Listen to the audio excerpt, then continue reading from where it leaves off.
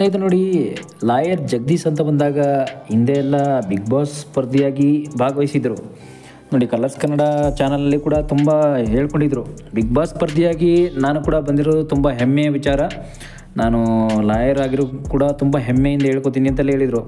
ಆದರೆ ಈಗ bike taxi ಪರ ಈಗ ನಿಂತಿರೋದು ನಿಜವಾಗ್ಲೂ ಇವರು ಸರಿನಾ ತಪ್ಪಾ ಅನ್ನೋದು ಕೂಡ ಗೊತ್ತಾಗ್ತಾ ಇಲ್ಲ. ಯಾಕೆ ಅಂತಂದರೆ ಬೈಕ್ ಟ್ಯಾಕ್ಸಿ ಅಂತ ಬಂದಾಗ ಸರ್ಕಾರದ ಇದು bike taxi yellow board without yellow board white ಬೋರ್ಡಲ್ಲಿ ಓಡಿಸೋದ್ರಿಂದ ಇವರು ಬೈಕ್ ಟ್ಯಾಕ್ಸಿ ವಿರೋಧನೆ ಆಗಿರೋದ್ರಿಂದ ಎಷ್ಟೋ ಆಟೋ ಡ್ರೈವರ್ಗಳ ವಿರೋಧಿ ಅಂತ ಕೂಡ ಎಷ್ಟೋ ಆಟೋ ಡ್ರೈವರ್ ಜನಗಳು ಸ್ಟ್ರೈಕ್ ಮಾಡ್ತಾಯಿದ್ದಾರೆ. ನಿಜ ಇಲ್ಲ ಅಂತಲ್ಲ ನೋಡಿ. ಇವರು ಮನೆ ಬಂದು ಕೊಡಿಗೆಹಳ್ಳಿ, ಬೆಂಗಳೂರಿನ ಕೊಡಿಗೆಹಳ್ಳಿ ವಾಸ ಇರೋದು. ಆದರೆ ಈಗ ಸದ್ಯಕ್ಕೆ ಇವರು ಕೊಡಿಗೆಹಳ್ಳಿಯಲ್ಲಿ ನೆಲೆಸಿರೋ ಜಗದೀಶ್ ಶ್ರೀಮಂತ ಒಕ್ಕಲಿಗ ಕುಟುಂಬದವರೇ ನೋಡಿ. ಚಿಕ್ಕ ವಯಸ್ಸಿನಲ್ಲೇ ಪೊಲೀಸರು ತಮ್ಮ ಮೇಲೆ ಸುಳ್ಳು ಕೇಸ್ ಹಾಕಿ ದಾಖಲೆ ಮಾಡಿ ರೌಡಿ ಶೀಟರ್ ಅಂತ ಮಾಡಿಬಿಟ್ಟಿದ್ರಂತೆ.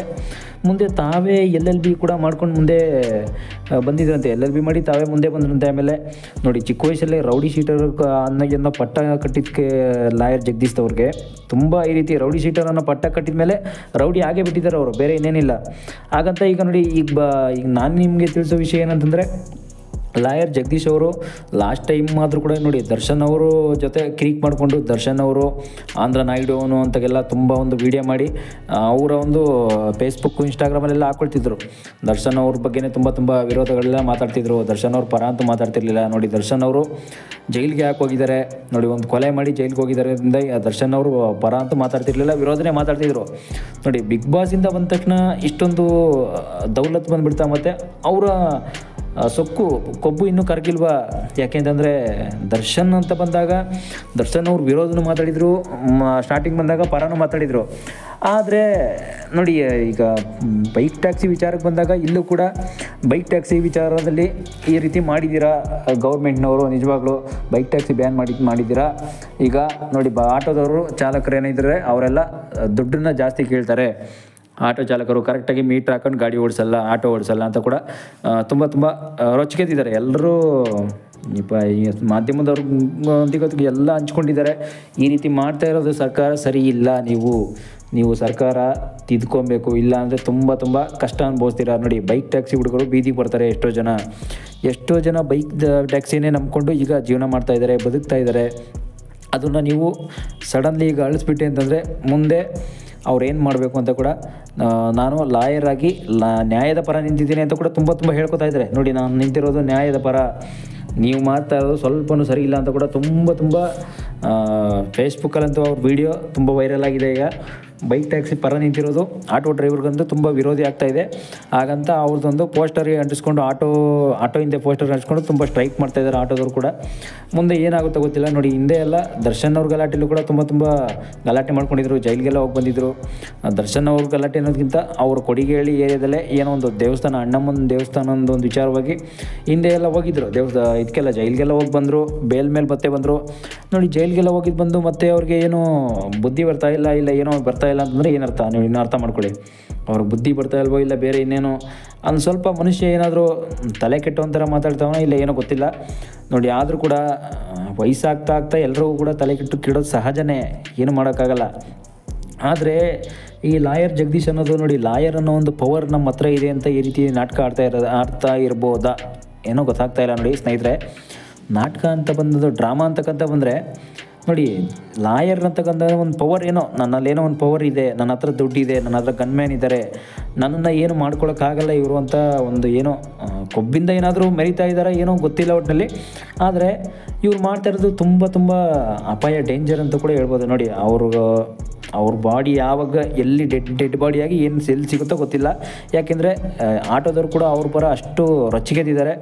ಎಲ್ಲಿ ಅವ್ರಿಗೆ ಕೂಡ ಅಟ್ಯಾಕ್ ಮಾಡ್ತಾರೋ ಏನು ಮಾಡ್ತಾರೋ ಗೊತ್ತಿಲ್ಲ. ಯಾಕೆಂದರೆ ಬೈಕ್ ಟ್ಯಾಕ್ಸಿ ಪರವನ್ನೇ ಅವ್ರು ಮಾತಾಡ್ತಾ ಇರೋದಕ್ಕೆ ಏನು ಮಾಡೋದಕ್ಕಾಗ್ತಿಲ್ಲ ನೋಡಿ. ಬೈಕ್ ಟ್ಯಾಕ್ಸಿ ಪರ ನಿಂತು ಬೈಕ್ ಟ್ಯಾಕ್ಸಿ ಪರನೇ ತುಂಬ ಪರ ಮಾತಾಡ್ತಾ ಇರೋದು, ಮತ್ತು ವಿರೋಧ ವ್ಯಕ್ತಪಡಿಸ್ತಾ ಇದ್ದಾರೆ ಆಟೋದವರು ನೋಡಿ. ಆಟೋ ಚಾಲಕರು ಯಾವುದೇ ಕಾರಣಕ್ಕೂ ಅವರು ಹೇಳಿದ ತಕ್ಕಂಗೆ ನಡ್ಕೊಳ್ಳಲ್ಲ. ಯಾವುದೇ ಒಂದು ಹೆಣ್ಮಕ್ಳ ಹತ್ರ ಕರೆಕ್ಟಾಗಿ ನಡ್ಕೊಳ್ಳಲ್ಲ, ದುಡ್ಡು ಜಾಸ್ತಿ ಕಿತ್ಕೊಳ್ಳೋದು, ಈ ರೀತಿ ಎಲ್ಲ ಅವ್ರಿಗೂ ಆಗಿರೋ ಒಂದು ಅನುಭವನ ಹಂಚ್ಕೊತಿದ್ದಾರೆ, ಇಲ್ಲ ಅಂತಲ್ಲ.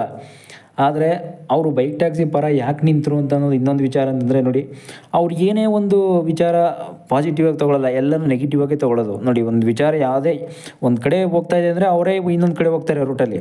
ಈಗ ನೋಡಿ ಇದು ಅಷ್ಟೇ, ಬೈಕ್ ಟ್ಯಾಕ್ಸಿ ಈಗ ಬ್ಯಾನ್ ಆಗಿದೆ, ಸರ್ಕಾರದ ಕಡೆಯಿಂದ ಬ್ಯಾನ್ ಆಗಿದೆ. ಎಲ್ಲ Rapido, Uber, Ola, bike taxi ಎಲ್ಲ ಕೂಡ ನಿಂತೋಗಿದೆ. ಈಗ ಆರ್ಡ್ರ್ ಕೂಡ ಯಾರ್ದು ಕೂಡ ಬರ್ತಾ ಇಲ್ಲ ಈಗ. ಆದರೂ ಕೂಡ ಇವರೀಗ ಅದ್ರ ಪರನೇ ನಿಂತ್ಕೊಂಡಿದ್ದಾರೆ. ಅಂದರೆ ನೋಡಿ, ಒಂದು ಬೈಕ್ ಟ್ಯಾಕ್ಸಿ ವೆಲ್ಫೇರ್ ಅಸೋಸಿಯೇಷನ್ ಏನಿದೆ ಅವರು ಕೂಡ ಇವರಿಗೆ ಸಪೋರ್ಟ್ ಮಾಡಬೇಕಷ್ಟೇ, ಬೇರೆ ಏನೇನಿಲ್ಲ. ಈಗ ಸಪೋರ್ಟ್ ಅಂತಂದರೆ ಕೂಡ ಈಗ ಒಬ್ಬ ಲಾಯರ್ ಆಗಿ ಕಾನೂನಾತ್ಮಕವಾಗಿ ನಾನು ಹೋರಾಡ್ತೀನಿ ಅಂತ ಕೂಡ ಮಾತು ಕೊಡ್ತಾ ಇದ್ದಾರೆ ಅವರು. ಮತ್ತು ನಾನೊಬ್ಬ ಭ್ರಷ್ಟಾಚಾರದ ಪರ ನಾನು ನಿಲ್ಲಲ್ಲ, ವಿರೋಧಿ ನಾನು. ನಾನು ಯಾರದನ್ನು ಕೂಡ ಲಂಚ ತಗೊಳ್ಳಲ್ಲ, ಒಬ್ಬ ಲಾಯರ್ ಆಗಿ ಅಂತ ಕೂಡ ತುಂಬ ಹೇಳ್ತಾ ಇರ್ತಾರೆ. ಅದರಲ್ಲೂ ದರ್ಶನ್ ವಿಚಾರವಾಗಿ ಕೂಡ ತುಂಬ ವಿಷಯದಲ್ಲಿ ಎಷ್ಟೆಷ್ಟು ಕೂಡ ಅವ್ರ ಬಗ್ಗೆನೇ ತುಂಬ ಕೆಟ್ಟದಾಗೆಲ್ಲ ಮಾತಾಡಿದರು ಹಿಂದೆ. ಆದರೂ ಕೂಡ ಅವ್ರ ಅಭಿಮಾನಿಗಳೇ ಆ ರೀತಿ ಒಂದು ಹೊಡೆತ ಕೊಟ್ಟಿದ್ರು ಏನೋ ಗೊತ್ತಿಲ್ಲ. ಹೇಳಬೇಕು ಅಂತಂದರೆ ನೋಡಿ, ಇಂಥ ವಿಚಾರಗಳನ್ನೆಲ್ಲ ಹೇಳ್ತಾ ಇದ್ದರೆ ನಿಜವಾಗ್ಲೂ ಅವ್ರಿಗೆ ಕೂಡ ಬೇಜಾರಾಗುತ್ತೆ ಏನೋ ಗೊತ್ತಿಲ್ಲ. ನೋಡಿ, ಹಿಂದೆ ಎಲ್ಲ ದೇವಸ್ಥಾನದ ಗಲಾಟೆ ಎಲ್ಲ ಆಗ್ಬೋದು ನೋಡಿ, ಕೆಲವರೆಲ್ಲ ಅವ್ರನ್ನ ಹೋಗಿ ಇಂಟರ್ವ್ಯೂ ಮಾಡಿದ್ದಾರೆ. ಹಿಂಗೆ ಸರ್ ನಿಮ್ಮ ಜೀವನ ಹೇಗಿದೆ, ಮತ್ತು ನಿಮ್ಮ ಜೀವನ ಹೇಗಿತ್ತು, ಮತ್ತು ಹಿಂದೆ ಎಲ್ಲ ನೀವು ಏನೇನು ಕೆಲಸ ಮಾಡ್ತಿದ್ದೀರಿ ಲಾಯರ್ ಆಗೋಕ್ಕಿಂತ ಮುಂಚೆ, ಮತ್ತು ನಿಮ್ಮ ಮಿಸ್ಸಸ್ ಹೆಂಡ್ತಿ ಎಲ್ಲೋಗಿದ್ದಾರೆ ಎಲ್ಲ ಕೂಡ ತುಂಬ ಹೇಳ್ಕೊಂಬಂದಿದ್ದಾರೆ ಲಾಯರ್ ಜಗದೀಶ್ ಅವರು. ಆದರೂ ಕೂಡ ನೋಡಿ, ಅವ್ರದ್ದು ಕೂಡ ಏನೋ ತಾತನ ಆಸ್ತಿ, ಏನೋ ತಂದೆ ಆಸ್ತಿ, ತಾತನ ಆಸ್ತಿ ಏನೋ ಬದುಕ್ತಾ ಇದ್ದಾರಂತೆ. ಅದರಲ್ಲೂ ಕೂಡ ಏನೋ ಕೋಟಿ ರೂಪಾಯಿ ಇದೆ ಮನೇಲೆ, ಕೊಡಿಗೆಹಳ್ಳಿ ಮನೇಲೂ ಕೂಡ ಕೊಳಿತಾ ಇದೆ. ಆಸ್ತಿ ಇಲ್ಲ ಅಂತಲ್ಲ, ಅವ್ರ ಆಸ್ತಿ ಕೊಳಿತಾ ಇದೆ, ದುಡ್ಡಿದೆ ಅಂತ ಬದುಕ್ತಾ ಇರೋಬೋದೋ, ಏನಾದರೂ ದಿಮಾಕಿಂದ ಬದುಕ್ತಾ ಇದ್ದಾರೆ ಏನೋ ಗೊತ್ತಿಲ್ಲ ಸ್ನೇಹಿತರೆ. ಆದರೂ ನೋಡಿ, ಬೈಕ್ ಟ್ಯಾಕ್ಸಿ ಪರ ಅವರು ನಿಂತಿದ್ದು ಕೂಡ ಸ್ವಲ್ಪ ವಿರೋಧ ಅಂತ ಹೇಳ್ಬೋದು. ಯಾಕೆ ಅಂತಂದರೆ ಸರ್ಕಾರ ಕೂಡ ಬೈಕ್ ಟ್ಯಾಕ್ಸಿ ಪರ ಇಲ್ಲ. ಯಾರು ಸಾರಿಗೆ ಸಚಿವರೇ ಆಗಲಿ, ಯಾರೇ ಆಗಲಿ, ಸರ್ಕಾರನೇ ಇಲ್ಲ ಅಂದಮೇಲೆ ಹೈಕೋರ್ಟಿಂದ ಕೂಡ ಆರ್ಡ್ರ್ ಬಂದಿದೆ, ಬೈಕ್ ಟ್ಯಾಕ್ಸಿ ಮಾಡಬಾರ್ದು, ಮಾಡಿದರೆ 2 ಲಕ್ಷ ದಂಡ ವಿಧಿಸಬೇಕಾಗತ್ತೆ ಅಂತ ಕೂಡ ಸೂಚನೆಯನ್ನು ಕೊಟ್ಟಿದೆ.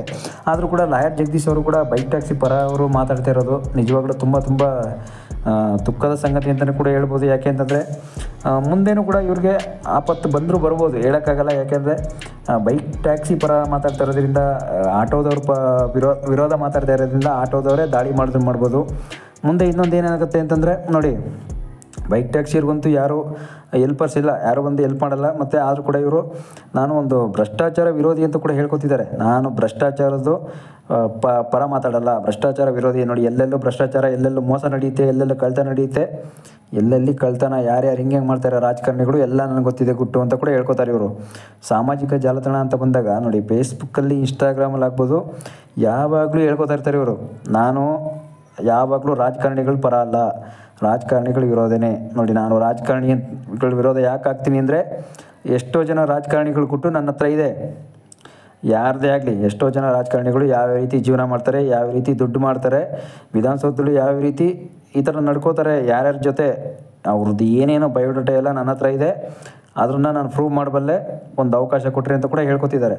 ಆದರೆ ಬೇರೆ ಅವ್ರ ವಿಡಿಯೋದಲ್ಲಿ ಹೇಳ್ಕೊಬೋದು, ಇಲ್ಲ ಅಂತಲ್ಲ. ಆದರೆ ಅವ್ರಿಗೆ ಅವಕಾಶ ಅನ್ನೋದು ಕೂಡ ಅದು ಬರುತ್ತಲ್ಲ, ಅದು ಬಂದಾಗ ಎಷ್ಟೋ ರಾಜಕಾರಣಿಗಳು ಕೂಡ ಅದನ್ನು ಮುಚ್ಚಾಕ್ಬಿಡ್ತಾರೆ. ಯಾಕೆ ಅಂತಂದರೆ ಇದನ್ನೆಲ್ಲ ಸಹಿಸ್ಕೊಂಡಿರೋಲ್ಲ ಅವರು, ರಾಜಕಾರಣಿಗಳು ಅಂತ ಬಂದಾಗ ಇದನ್ನೆಲ್ಲ ಮಾಡಿಕೊಂಡು ಕೆಲವರು ಹೇಳೋಕ್ಕಾಗಲ್ಲ. ಈಗ ನೋಡಿ, ಅವ್ರ ಮೇಲೂ ಕೂಡ ಕೇಸ್ ಹಾಕಿ ಏನೋ ಒಂದು ಜೈಲಿಗೆ ಮತ್ತೆ ಕಳಿಸ್ಬಿಡ್ತಾರೆ. ಈಗ ನೋಡಿ, ಮತ್ತೆ ಆಗಲೇ ಒಂದು ಗಲಾಟೆ ವಿಷಯದಾಗಿ ಜೈಲಿಗೆ ಹೋಗಿ ಮತ್ತೆ ಬೇಲ್ ತೊಗೊಂಡು ಬಂದಿದ್ದಾರೆ. ಈಗಲೂ ಕೂಡ ಅವರು ಸಮಾಧಾನದಿಂದ ಇರೋದೇ ನೋಡಿ, ಬೇರೆ ವಿಷಯಗಳನ್ನ ಮತ್ತೆ ಕೆದ್ಕೊಂಡು ಮತ್ತೆ ಬರ್ತಾ ಇರೋದ್ರಿಂದ ಚೆನ್ನಾಗಿರಲ್ಲ ಇದು. ಯಾಕೆ ಅಂತಂದರೆ ಈಗ ನೋಡಿ, ಒಂದು ಸಂಬಂಧ ಅಂತ ಬಂದಾಗ, ಒಂದು ಏನೋ ಇವ್ರ ಪರ ಮಾತಾಡ್ತಾ ಇದ್ದೀನಿ ಅಂತ ಬಂದಾಗ ಇವ್ರಿಗೇನೋ ಒಂದು ಪವರ್ ಇದೆ ಅಂತ ಬರ್ತಾರೆ ಅವ್ರು ಅಷ್ಟೇ. ಆದರೆ ಆ ಪವರ್ನ ಉಳಿಸ್ಕೊಳ್ಳೋಕ್ಕಾಗಲಿಲ್ಲ ಅಂದರೆ ತುಂಬ ಕಷ್ಟವನ್ನು ಅನುಭವಿಸ್ಬೇಕಾಗತ್ತೆ. ನೋಡಿ, ಪವರ್ ಅಂತ ಬಂದಾಗ ಪವರು ಲಾಯರ್ ಅನ್ನೋ ಪವರ್ ಆಗ್ಬೋದು, ಪೊಲೀಸ್ ಅನ್ನೋ ಪವರ್ ಆಗ್ಬೋದು, ಈಗ ಒಬ್ಬ ರಾಜಕಾರಣಿ ಅನ್ನೋ ಪವರ್ ಆಗ್ಬೋದು, ಅದನ್ನೆಲ್ಲ ಅವರು ಉಳಿಸ್ಕೊತಾ ಇಲ್ಲ ಅಂತಂದರೆ ಅವ್ರು ಮಾತಾಡ್ತಾ ಇರೋದು ತುಂಬ ಕೆಟ್ಟದಾಗಿ ಹೋಗುತ್ತೆ. ಎಲ್ಲರಿಗೂ ಜನಗಳ ದೃಷ್ಟಿನೇ ಕೆಟ್ಟಿದೆ. ಎಷ್ಟೋ ಜನ ಬ್ಯಾಡ್ ಕಮೆಂಟ್ ಹಾಕಿದ್ದಾರೆ, ಎಷ್ಟೋ ಜನ ಕೂಡ ಈಗಲೂ ಕೂಡ ಅವ್ರನ್ನ ವಿರೋಧಿಯಾಗಿ ನೋಡ್ತಾ ಇದ್ದಾರೆ. ನೋಡೋಣ ಮುಂದೆ ಏನಾಗುತ್ತೆ ಅಂತ ನೆಕ್ಸ್ಟ್ ವಿಡಿಯೋ ನೋಡೋಣ.